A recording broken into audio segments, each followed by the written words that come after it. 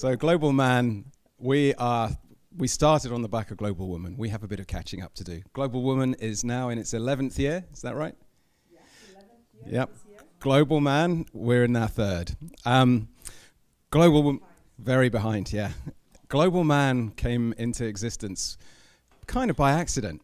We had, Global Woman was never set up to be women only. Men can't come through the door. Mirella had male speakers. She had men buying tickets for events because they wanted to see certain speakers, men and women.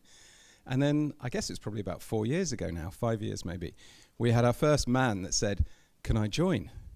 We thought, well, that's a little bit odd, you know. You want to join Global Woman, but yeah, come on in. We'll take your money. And he wasn't the first. We ended up with a few. And I was in the process of leaving a corporate role. I decided it wasn't for me anymore. It was great while it lasted until it wasn't. And it wasn't making me happy. I was looking to do something else. But one of the things I'd been involved in that corporate role was the diversity agenda.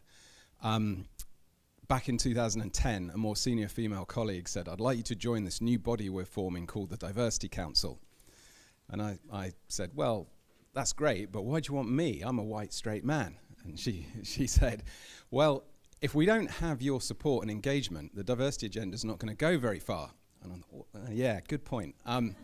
So I joined, and I will be honest and say I hadn't really thought too much about diversity at that point. I thought it was a good thing to do, a nice thing to do, the right thing to do even, and perhaps in some countries even a legal requirement. But she did something which changed everything for me. She gave me 2 pieces of research which had emerged. One was from McKinsey. Who's heard of McKinsey? Strategy consultancy. Yeah, so quite big name, lots of authority. But the other one was from an organization called Catalyst. Who's heard of Catalyst? So I hadn't heard of Catalyst. But they still exist. They're a non-profit in the US who seek to further women further women progressing in their careers and in business. And their study stood out. Although it showed the same thing as McKinsey, it was the scale. It was 500 companies, the Fortune 500, over a 5-year period.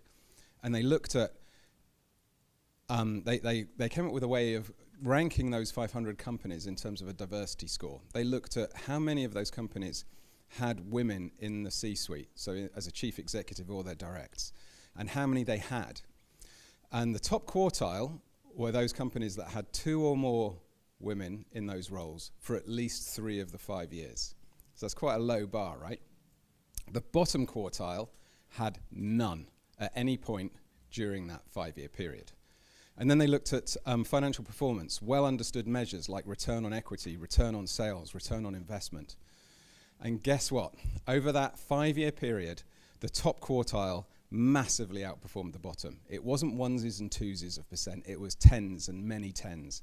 I think the highest score was return on sales, was a 35% outperformance over that, year on year, over 5 years.